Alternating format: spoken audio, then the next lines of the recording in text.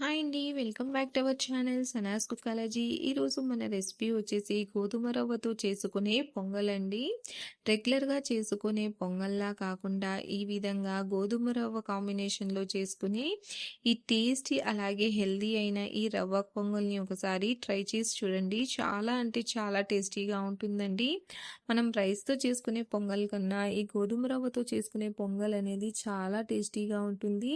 అలాగే చాలా సింపుల్‌గా, క్విక్‌గా కూడా ప్రిపేర్ చేసుకోవచ్చు. పదండి ఇప్పుడు దీన్ని ఎలా ప్రిపేర్ చేయాలో చూసేద్దాము. ముందుగా స్టవ్ మీద పాన్ పెట్టుకొని ఇప్పుడు ఇందులోకైతే మనము ఒక 1/3 కప్పు వరకు అయితే పెసరపప్పుని వేసుకుందామండి. పెసరపప్పుని వేసుకున్నాక మంటని లో టు మీడియం ఫ్లేమ్ అడ్జస్ట్ చేసుకుంటూ దీన్ని కలర్ చేంజ్ అయ్యేంత వరకు అయితే మనము డ్రై రోస్ట్ చేసుకోవాలి. హై ఫ్లేమ్‌లో పెట్టి వేయిస్తే ఇవి మాడిపోతాయి కాబట్టి లో టు మీడియం ఫ్లేమ్ పెట్టుకుంటూ ఈ విధంగా చూడండి కలర్ చేంజ్ అయ్యేంత వరకు వీటిని మనం డ్రై రోస్ట్ చేసుకొని ఇప్పుడు ఈ డ్రై రోస్ట్ చేసుకున్న పెసరపప్పునైతే మనము ప్రెషర్ కుక్కర్లోకి వేసుకోవాలండి. ఇప్పుడు ఇందులోకి 1 కప్పు వరకు అయితే నీళ్ళని పోసుకొని కుక్కర్ మూత అనేది పెట్టేసి ఒక 3 విజిల్స్ వచ్చేంత వరకు అయితే మనం దీన్ని ఉడికించుకోవాలి. కుక్కర్ విజిల్ వచ్చేలోపు మళ్ళీ సేమ్ ప్యాన్లోకి అయితే మనము 1 కప్పు వరకు గోధుమ రవ్వని తీసుకోవాలండి. బెన్సీ రవ్వతోనైనా కూడా మీరు ఈ పొంగల్ అనేది చేసుకోవచ్చు. నేను కొంచెం లావుగా ఉండే గోధుమ రవ్వతో చేసుకుంటున్నాను. మీ దగ్గర సన్న రవ్వ అయినా కూడా ఉంటే మీరు చేసుకోవచ్చు. దీన్ని కూడా మనం లో టు మీడియం ఫ్లేమ్ పెట్టుకుంటూ ఈ విధంగా బాగా కలర్ చేంజ్ అయ్యేంత వరకు అయితే డ్రై రోస్ట్ చేసుకోవాలండి. లో టు మీడియం ఫ్లేమ్ పెట్టుకొని దీన్ని రోస్ట్ చేసుకోండి. హై ఫ్లేమ్ పెడితే రవ్వ అనేది మాడిపోయి పొంగల్ టేస్ట్ అనేది చేంజ్ అయిపోతుంది. కాబట్టి ఈ విధంగా చూడండి కలర్ చేంజ్ అయ్యేంత వరకు లో టు మీడియం ఫ్లేమ్లో డ్రై రోస్ట్ చేసుకున్నాక ఇప్పుడు దీన్ని కూడా తీసి మనం పక్కన పెట్టుకుందాము. ఇంకొక సైడ్ చూడండి ప్రెషర్ పోయాక నేనైతే కుక్కర్ ఓపెన్ చేసి చూపిస్తున్నాను. చూడండి పెసరపప్పు అనేది చక్కగా మెత్తగా ఉడికిపోయిందండి. దీన్ని మీరు మ్యాషర్తో ఏమి మ్యాష్ చేయాల్సిన పని లేదండి. గరిటెతోనే మీరు ఈ విధంగా దీన్ని కొంచెం కోర్స్గానే మ్యాష్ చేసుకోవాలి. మరీ మెత్తగా కాకుండా చూడండి ఈ విధంగా కొంచెం పెసరపప్పు పలుకులు ఉండే విధంగా దీన్ని మనం గరిటెతోనే ఈ విధంగా మ్యాష్ చేసుకొని ఇప్పుడు దీన్ని కూడా మనం పక్కన పెట్టుకుందాము. ఇప్పుడు ప్యాన్లోకి అయితే మనము ఒక 5 కప్పుల వరకు అయితే నీళ్ళని అనేది పోసుకోవాలండి. 1 కప్పు గోధుమ రవ్వకి 5 కప్పుల నీళ్లు పోసుకొని ఇప్పుడు ఇందులోకి రుచికి సరిపడా ఉప్పుని వేసుకోవాలి. ఇప్పుడు నీళ్ళు అనేటివి బాగా మరగాలండి, బాయిల్ అవ్వాలన్నమాట. మనం రైస్ చేసుకునేటప్పుడు ఎట్లా మరుగుతాయో వాటర్ అట్లా మరగాలి. చూడండి వాటర్ అనేటివి బాగా మరుగుతున్నాయండి. ఇప్పుడు రవ్వని ఈ విధంగా కొద్ది కొద్దిగా వేసుకుంటూ గరిటెతో కలుపుకుంటూ దీన్ని అయితే మనము కుక్ చేసుకుందాము.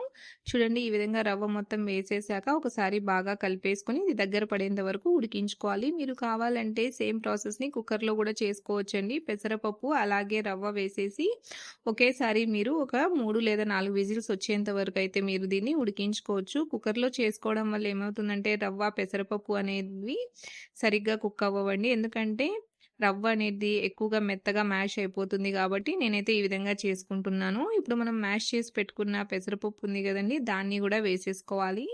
పెసరపప్పు వేసేసుకున్నాక దీన్నైతే ఇంకొకసారి అంతా బాగా కలిసే విధంగా కలుపుకోవాలండి. మొత్తం ప్రాసెస్ అవ్వడానికి మీకు ఒక 12 నుంచి 15 నిమిషాల వరకు అయితే పడుతుంది. ఈ విధంగా బాగా పెసరపప్పు వేసుకొని కలుపుకున్నాక దీన్ని ఇంకొక 4 లేదా 5 నిమిషాల పాటు ఉడికించుకోవాలండి. మధ్యలో కలుపుకుంటూ ఉడికించుకోండి. అప్పుడు కింద అనేది అడుగంటకుండా ఉంటుంది. చూడండి ఈ విధంగా కొంచెం జారుగా ఉన్నప్పుడే అయితే మనము స్టవ్ అనేది ఆఫ్ చేసుకోవాలండి. ఎందుకంటే ఇది కొంచెం చల్లపడితే గట్టిగా అయిపోతుంది కాబట్టి ఈ స్టేజ్లో ఉన్నప్పుడు స్టవ్ను ఆఫ్ చేసేసి ఇప్పుడు స్టవ్ మీద పోపు ప్యాన్ పెట్టుకొని ఇందులోకి ఒక 3 లేదా 4 టేబుల్ స్పూన్ ఆయిల్ కానీ లేదా నెయ్యి కానీ వేసుకొని 1/2 టేబుల్ స్పూన్ ఆవాలు, 1/2 టేబుల్ స్పూన్ జీలకర్ర, 1/2 టేబుల్ స్పూన్ మిరియాలు వేసుకోవాలండి. ఇప్పుడు ఇవన్నీ బాగా ఫ్రై అవ్వాలి. ఆవాలు చిటపటలాడి అలాగే మిరియాలు కూడా చిట్లాలండి. జీలకర్ర కూడా బాగా ఫ్రై అయ్యాక సన్నగా చాప్ చేసుకున్న అల్లం ఒక టేబుల్ స్పూన్ వరకు వేసుకోవాలి. అలాగే జీడిపప్పు అనేది ఒక 7 నుంచి 8 సన్నగా తరిగిన పచ్చిమిర్చి ఒక 3, 4 వేసుకొని ఇప్పుడు వీటన్నిటిని కూడా మనం బాగా ఫ్రై చేసుకోవాలండి.